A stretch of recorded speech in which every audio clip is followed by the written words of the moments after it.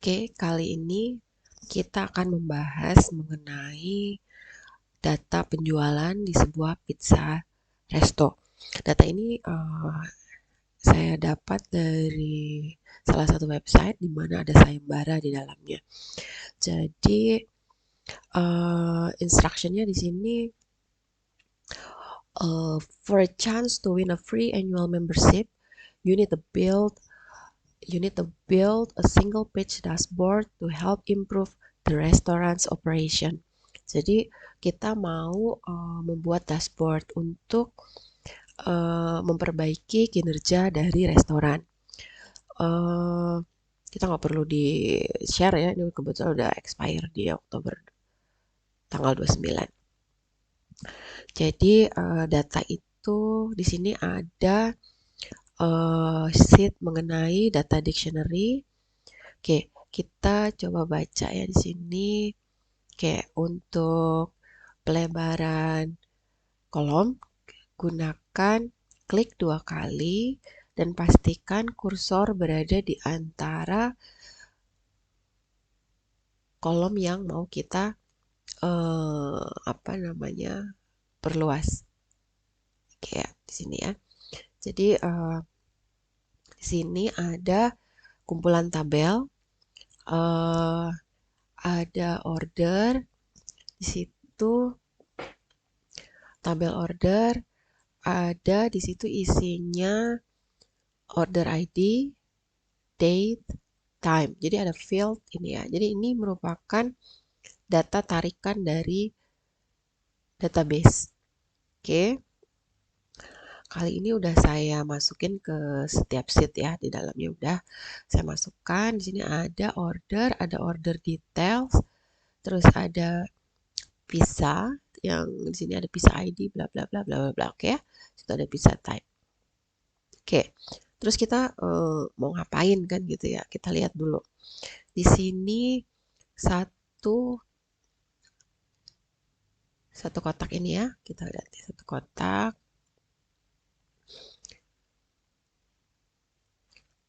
Ada order ID, ada date, ada time. Oke. Kemudian di order details, kalau orang mau beli gitu kan ya, di situ ada order ID-nya, ada nama barangnya, ada kuantitinya. Oke, di situ ada order detail. Kemudian di file pizza, di situ ada pizza ID, ada pizza type ID, ada size, ada price. Jadi di sini ada pizza ID ya. Oke, ada pizza ID, ada pizza ID. Oke. Jadi ini bisa saling memanggil nih ya kalau kita buat tabel. Kemudian di sini ada pizza type ID. Oke. Warnanya saya ganti pizza type ID, ada pizza type ID. Dari situ saya bisa memanggil nama, kategori, ingredient, size, price. Oke. Kemudian di kolom order di sini saya ganti lagi warnanya biru terhadap biru. Oke ya. Jadi sebenarnya 4 tabel ini saling terhubung. Perhatikan ada uniknya, yaitu order ID, pizza ID, dan pizza type ID. Data data keluarannya bisa ada tanggal, waktu, kapan dia dibeli gitu ya. Jumlahnya, size-nya dari si produk karena pizza itu ada ukuran, ada harganya, ada nama, ada kategori, ada ingredient. Oke ya. Jadi pada saat kita memahami sebuah data, tidak semuanya harus ditulis, tapi ada kata penghubung di antara data-data tersebut. Dan bisa kita keluarkan seluruhnya dalam satu bentuk tabel besar, yaitu kertas kerja kita ya. Oke, saya akan tambah sheet di sini untuk kertas kerja ya di ujung akhir. Pastikan kita tidak merusak data asli karena ada potensi kita akan memulai ulang gitu ya dari pekerjaan kita karena kita berubah pikiran. Oke, di sini yang saya mau ambil adalah Saya punya data pertama kali order detail di sini ya. Di situ ada order detail ID, ada order ID, pizza ID, quantity. Saya mulai dari sini dulu. Kalau kalian mau mulai dari sini juga boleh situ ya. Jadi kita akan mengurangi pengetikan. Jadi yang ada datanya paling banyak gitu kan. Di sini ada pizza ID, ada pizza type ID, di sini ada order ID, ada pizza ID. Oke, ada dua, ada dua. Saya nggak milih yang satu dan nggak milih yang ini ya. Oke, saya mau pilih yang order details. Di sini saya ambil, saya copy aja langsung kolomnya. Saya copy, kemudian saya pindahkan ke kertas kerja. Saya copy, tadi copy ya, paste value. Sini ada saya paste value. Kemudian saya mau buat tabel. Bagaimana cara buat tabelnya? Kita akan mulai dari A1. Di sini ada header ya. Kita akan pakai headernya. Dari A1, kursor kita berada di A1. Kemudian Ctrl Shift, pegang Ctrl Shift-nya, tekan dua-duanya. Kemudian panah ke kanan, oke, satu kali. Kemudian panah ke bawah satu kali. Oke, seluruhnya sudah di highlight. Kemudian insert tables. Kita akan menggunakan tabel header. Jadi di checklist ya, my table has header. Oke, maka hasilnya akan seperti ini. Kita akan kerja di sini. Terus saya mau ambil data apa aja gitu kan ya. Balik lagi ke sini. Saya mau ambil data terkait tanggal ordernya gitu ya, date sama time.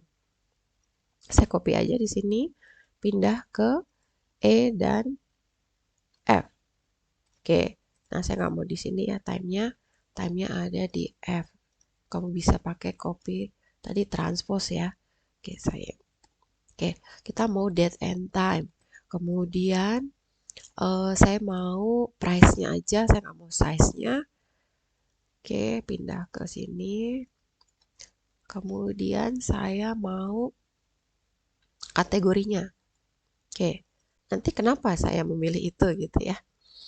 Oke, saya mau tahu nih dari data-data ini penjualan di tahun tertentu. Oke, saya nggak tahu ya tahunnya berapa. Penjualan di tahun tertentu, jenis pizza apa yang paling banyak terjual. Oke ya, saya akan mau cari itu. Maka headernya saya isi ini. Oke, kita akan buat seluruhnya data-data tersebut dalam bentuk tabel. Oke, ini ya order detail. Saya Ctrl Shift, klik kanan, Ctrl Shift, panah kanan, kemudian Ctrl Shift-nya tetap dipegang. Kemudian panah ke bawah, kemudian insert, kemudian tabel. Oke, tabel ini akan saya namain dulu. Namanya order detail. Order underscore details. Oke, pakai S nih saya kebetulan. Oke, enter. Kemudian order ID saya juga sama ya. Ctrl Shift, down arrow. Oke, saya namain apa ini? Order ID. Order, pastikan pada saat kita membuat nama, pastikan namanya mudah kita ingat dan akan bisa kita panggil. Oke, order ID. Kemudian ini ya, insert tables, my table has header. Saya ganti dengan pizza type.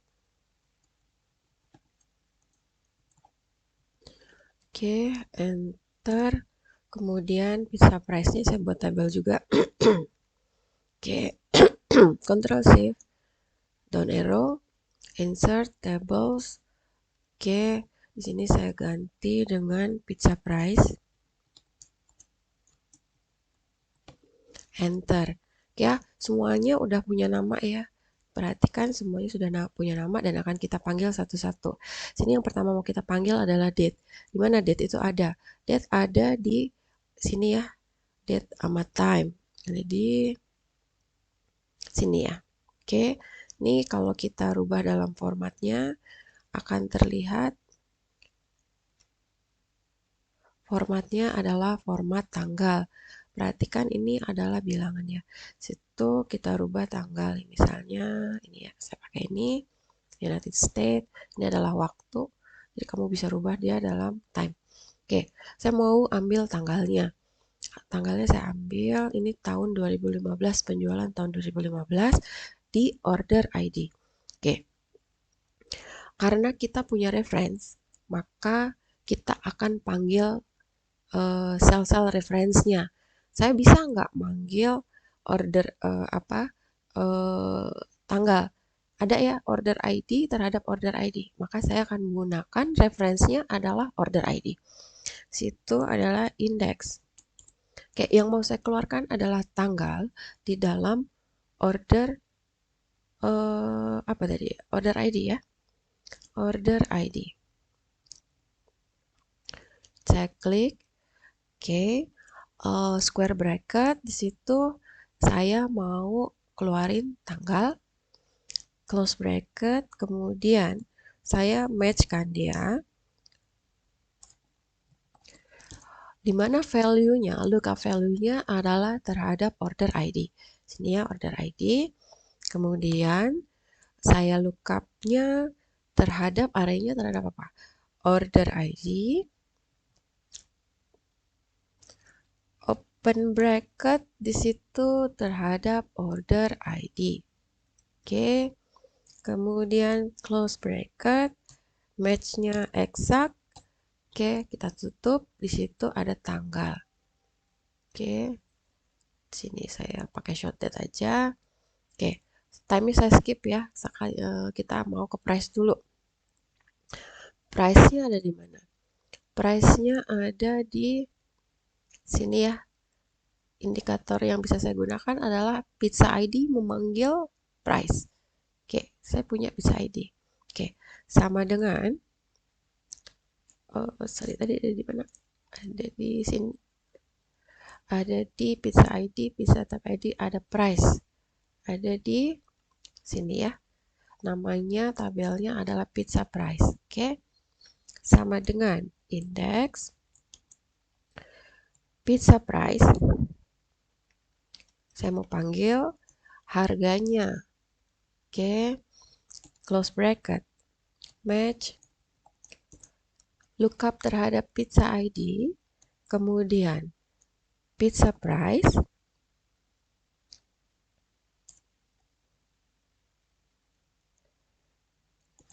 Open bracketnya terhadap apa? Pizza ID ya. Sini ya. Pizza ID terhadap pizza ID. Oke. Exact match. Kemudian tutup kurung. Ini adalah harganya. Terus kategorinya. Kategori ada di mana? Kategori ada di sini. Saya menggunakan pizza type ID. Pizza type ID-nya ada ya? Ada nggak pizza type ID-nya? Oke, kita lihat. Kita belum punya nih pizza type ID. Maka saya perlu pizza type ID untuk memanggil kategori. Tambahin aja. Oke, di sini dulu aja ya. Kategorinya nanti di belakangnya. Saya mau pizza type ID-nya dulu. Kalau saya mau panggil pizza type ID, datanya kan ada di sini ya, pizza type ID terhadap pizza. Oke ya, pizza ID ya. Saya punya pizza ID untuk memanggil pizza type ID. Paham ya? Oke, di pizza price. Oke, saya panggil dia dulu ya. Sama dengan index. Oke, terhadap pizza ID ya nanti ya. Situ kita panggil pizza price. Oke, pizza price. Di dalam pizza price, saya mau tahu pizza type ID. Kemudian ada di mana letaknya gitu kan. Lookup value terhadap pizza ID. Kemudian pizza price. Open bracket terhadap pizza ID. Oke. Kemudian exact match. Oke, kita punya pizza type ID. Nah, baru kita mau ambil kategori. sini ada kategorinya. Oke, saya tambahin di sini. Baru kita panggil kategori. Kategori ada di mana? Kategori ada di sini ya. Pizza type ID terhadap kategori ada di tabel pizza type. Oke, kita akan panggil pizza type. Index pizza type, open bracket. Di situ mau saya panggil kategori. Kemudian match terhadap Hawaiian. Oke. Di mana? Di mana? Di pizza type. Open bracketnya terhadap pizza type ID. Kemudian exact match. Kita akan panggil. Situ udah dapet nih ya. Udah, kita berhenti di situ dulu ya. Oke, untuk Microsoft 365 maupun WPS kita akan menggunakan Unix saja ya. Di sini kita mau pakai Unix. Saya mau kategori terhadap bulan. Oke, kategori terhadap bulan. Oke. Nah, di sini kan ada tanggal. Ada tanggal. Kalau kita gini, ada Januari, Februari, Maret, April gitu ya. Terus bagaimana saya mau membuat rentang? Oke, kita akan buat rentangnya dulu ya. Titik terendahnya di tanggal pada kolom E itu ada berapa? Ada di mana gitu ya? Ada di mana? Misalnya seperti ini. Oke, kita panggil dia date aja ya di sini. Oke, oh sorry, saya belum lupa nih saya. Ini kertas kerja ini nama tabelnya apa? Tabel 1. Oke, saya rubah dia kertas kerja. Oke, biar gampang dipanggilnya ya. Min min di situ kertas kerja yang mau saya evaluate itu ada di kolom date. Oke. Enter. Tanggal berapa ini? Ya, jadi tanggal 1 di tahun 2015. Jatuh Januari di 2015. Max-nya bisa nggak? Bisa aja. Oke, tapi kita akan coba drag saja ya. Kita akan menggunakan function end of month. End of month itu untuk memastikan tanggal terakhir pada bulan tersebut. Oke. Di situ start date, kemudian bulan berjalannya apa? Kalau saya buat 1, oke, saya enter aja. Kalau saya buat 1 bulan berikutnya, berarti saya harus apa? 0, berarti Januari 2015, end of month-nya adalah tanggal 31. Karena kadang 30, kadang 28, kadang 29. Jadi kita akan otomatis dikontrol sama penanggalan di dalam Excel. Oke.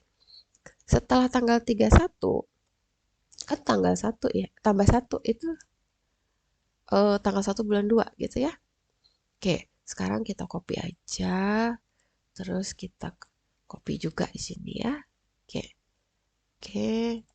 Saya nggak tahu nih maksimumnya berapa sih. Boleh nggak saya cek? Boleh-boleh aja. Jadi saya copy aja, saya males ngerjain lagi.